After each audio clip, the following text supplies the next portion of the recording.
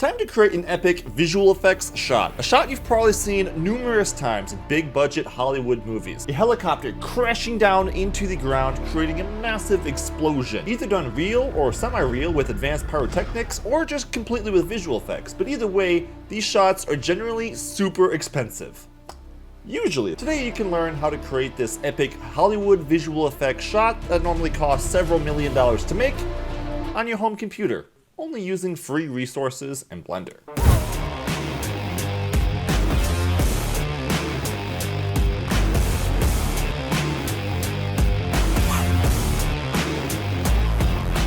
Thanks to ASUS for sponsoring this video. More about their creator-focused ProArt hardware later on in the video, and check out their exciting giveaways, competition, and deals all going on right now through July 12th, following the link in the video description. I recently watched Stranger Things, and one of my favorite shots in the entire show was the helicopter takedown scene, where it comes crashing down into the dirt in a very satisfying and epic way. And for the show, it cost millions to make. It was done with a combination of pyrotechnics and visual effects to enhance the look.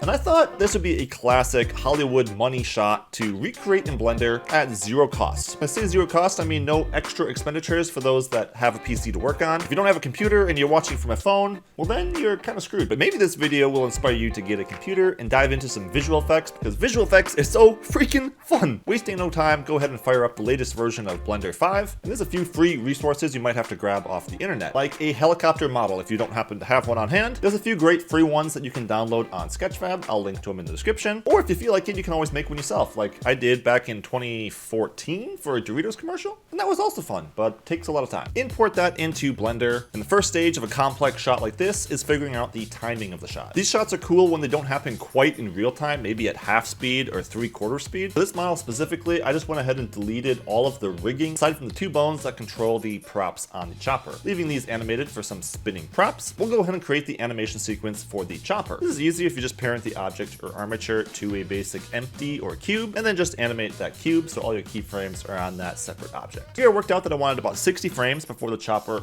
hits dirt and then kind of spins off course, just adding simple keyframing for when it contacts the ground, and a little bit of a bounce as it will be going up in flames at this point. Pretty simple stuff, just giving basic motion to a cube. Next, for more destruction, you can add some shape keys onto your helicopter model. Add a few of these in, and then in edit mode, do some things like deforming the props, and then on a separate shape key, you can also do some deformations to the hull, denting it up, kind of folding it in on itself, using proportional editing to make some basic bends and creases to the model. Then throw a few keyframes onto those shape keys as well, timing it with the collision of the ground. Next step in the destruction pipeline, let's add some parts flying off this chopper as the prop kind of digs itself into what will be a dirt surface. Let's just tab into edit mode on your chopper model and grab a handful of loose parts on it, using the shortcut keys L and P to select these loose parts and then separate them into their own objects. Now make a collection out of these random parts off of that helicopter model, and we'll add this to a particle system. Just time the start and end frames on your particle system to coincide with the chopper also hitting the ground, and then you'll just want to adjust these settings in the velocity and rotation until you're happy with the direction and physics of these parts scattering and flying. Now we have chopper animation, destruction animation, and particle animation. Time for some dirt physics. For this, use the latest version of the free molecular add-on, link in the description. Kudos to the add-on developer for keeping this up to date and free for Blender while adding some nice improvements along the way. I've used the molecular add-on a few times because it adds smarter physics to Blender's particles, and I love it. It's great. To use the molecular add-on, just start by adding a cube scaled into a basic rectangle big enough to cover the space where the props of the chopper would be colliding with actual dirt. Next, add in a plane for collision objects, and then add a few loop cuts around the rectangle that you added and extrude the surface down, basically encompassing that cube we added, which is going to be the dirt physics. Now in the molecular add-on, select the plane first and give that collision physics. Next, select the dirt rectangle and choose 3D grid. This fills the cube up with particles. For the grid, just choose hex and you can give this some random value. Then under interaction, you'll want to select collision and particle linking. Only other settings you need to change is over in the physics page. Increase the broken value a little bit higher to something like 0.8 and give it a little bit of random broken.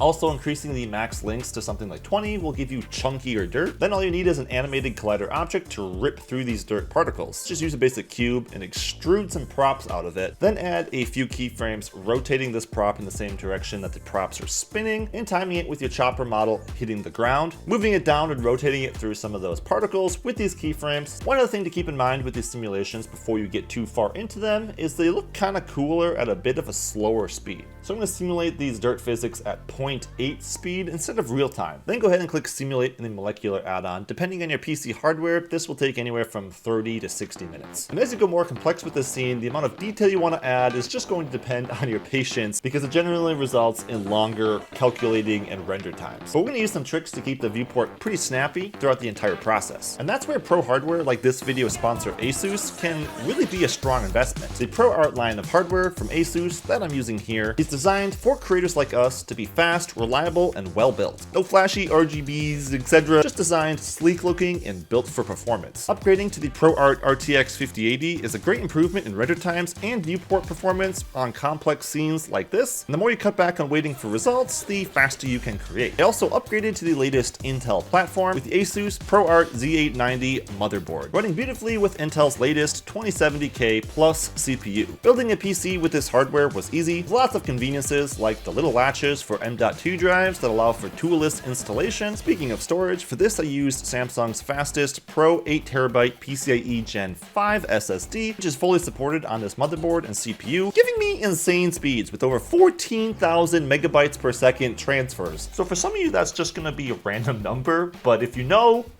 that's really fast. All packed inside the ProArt case and cooled with the ProArt 420mm all-in-one cooler. It's kind of a dream creator setup, and for visual effects projects like this, gives you lots of flexibility with how far you want to push the quality. And right now, all the way through July 12th, ASUS is running an exciting campaign with giveaways, an art competition, and some sweet deals. Check it all out with the link in the video description.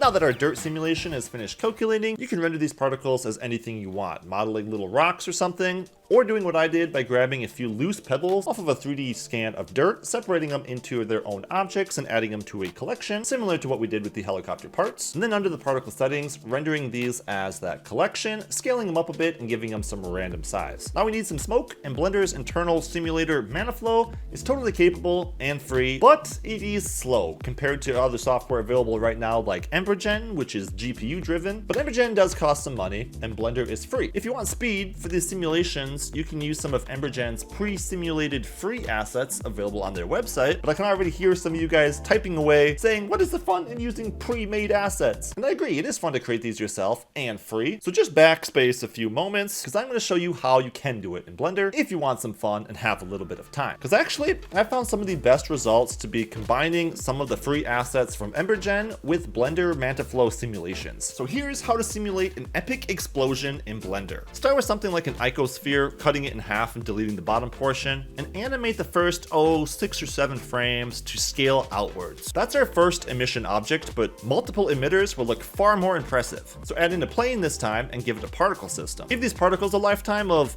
7 or 8 frames, and adjust these few parameters to get them emitting outwards and in the direction and height that you want the explosion to cover. So you're happy with those initial physics, duplicate that plane emitter and rotate it in a new direction. Click the 2 button to make it a separate particle system, and change the start and end frames to a bit later, so this one kind of goes off mid-explosion. Add in a cube now for the smoke domain, encompassing everything and scaling a bit larger than the particles travel. In the physics, give it fluid, choose smoke and domain. Next, select your icosphere emitter, give it fluid, type smoke, and the flow type to be fire plus smoke, behavior set to inflow, and check initial velocity. Apply these same physics to the particle systems, this time only changing the flow source from mesh to particle system and selecting that particle system. With the domain now set to a resolution of 64, you should be able to play a preview of your explosion in the viewport. If you're happy with how it's shaped right now, you can move on. Otherwise, adjust particles and animation. For a final quality explosion, set the resolution to be around 200, take the time scale down to 0.8, because like we said, a little slower is cool. Give it a slight bit of vorticity, select noise with a factor of 2 or 3, lower the strength and scale a bit, and switch the bake type to all. Now you can bake. Tell me that doesn't look pretty epic, straight out of Blender. Now when you have an epic smoke simulation like this and you want to render it in Blender, I totally recommend opening a second project, going Shift A, adding a volume object, and choosing Import OpenVDB. Then going into your bake cache files. If you're rendering a Blender ManaFlow explosion like we just simulated, you'll want to select the VDB cache from the noise folder and hitting A to select all of these VDB files to import. This will give you way better real-time viewport performance instead of keeping it all in the original scene that you simulated the explosion in. Then add in a new material. In the density attribute, if you change this to density underline noise, you will see it rendering already. These attributes just have to match with the grids attributes in your OpenVDB file. Now to improve the density, add in these 3 nodes, the attribute, color ramp, and math node, switch to multiply. Then type in density underscore noise, this is case sensitive, and then crush that color ramp by pulling the white value way in. Then give the multiply node a value of about 50 for some real dense black smoke. Pretty cool. And you can duplicate these 2 nodes and connect them to the color input. Adding some dirt tones to the color ramp will dynamically color your explosion. Then, to ignite this fire, duplicate the attribute and color ramp nodes again, and this time change the attribute to flame underscore noise. For EmberGen files, this might be called something like temperature. Again, check your grids dropdown. Adjust this color ramp from white to yellow to red and then to black, all crushed pretty hard to the right end of the slider, and feed this into the emission color. Now when you increase the emission strength, you can watch it burn, baby. Now for Blender ManaFlow simulations, the temperature attribute is actually stored in the main data folder of the VDBs. Import this volume at the same time as the noise volume, selecting both and hitting Ctrl P to parent them together just so you can move them around as one volume object. It's smart to go ahead and name this object something like heat or flame so you can tell the difference between these volumes. Then add in this simple shader, just the temperature attribute fed into the color ramp flame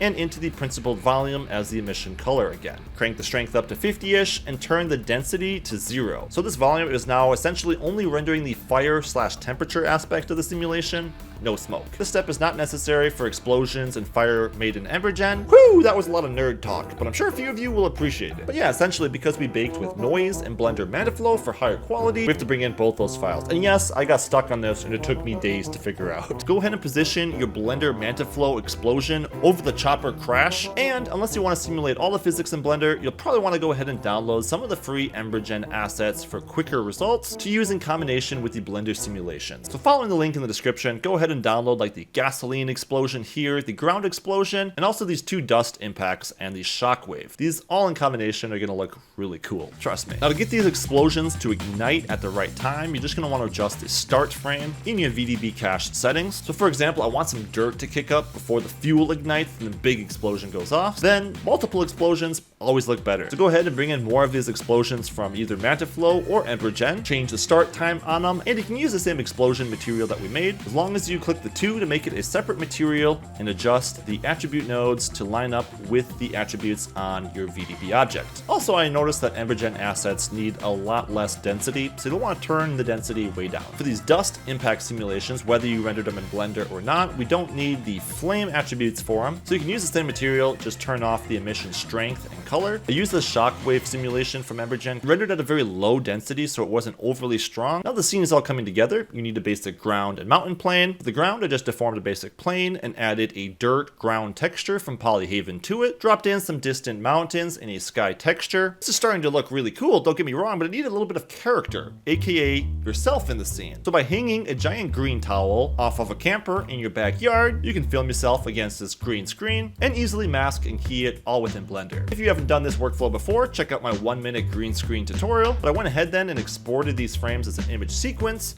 and imported that back into my master chopper scene on a plane. It automatically brings that alpha channel in. So all I have to do is drop this plane down in front of the camera, do some minor lighting changes to match the contrast and color, a few last minute tips and tricks to bring this to the next level, add some motion blur. You do have to be careful with motion blur because sometimes Blender will just F up your scene and ruin it or take forever to render. And animate a quick depth of field change like I did here. When the explosion goes off, it's often difficult for cameras to follow focus, so it can look realistic and help cover up some of the minor errors in your particles or simulation. But changing focus for a second as the explosion goes off just by animating the focal length value in Blender's camera settings and then having it fall back into focus as the explosion is kind of erupting. Also some tips to speed up the rendering on your volumetrics because I imagine it's going to start running pretty slow for most of you. Under volumes in your render settings, go ahead and choose based, increase the step render value to something like 5 or 6 and decrease the max steps down to something like 128. This will give you maybe a little bit lower quality render, but is going to be completely necessary for some of you guys to be able to render these frames out. Also in the compositor, you can quickly use the glare node to add some bloom to the explosion. Finish off with a little bit of color grading, a vignette, a little bit of chromatic aberration, and you have that $5 million Hollywood money shot.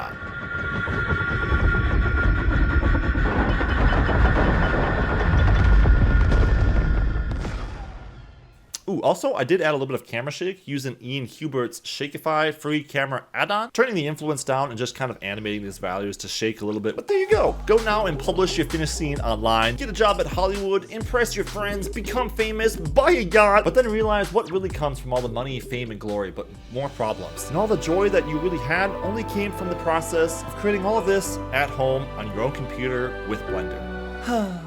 Well guys, I hope you enjoyed this sort of overview tutorial on how to create $1 million Hollywood visual effects shot for free at home. Let me know if you had any comments or thoughts with the YouTube comment. A like on the video is greatly appreciated. If you want to support the channel, check out my Patreon page where you can download all kinds of cool assets. Also, check out the exciting ASUS campaign with the first link in the video description. But that's going to do it for me guys. Thanks so much for watching and I'll catch you in the next one. Peace!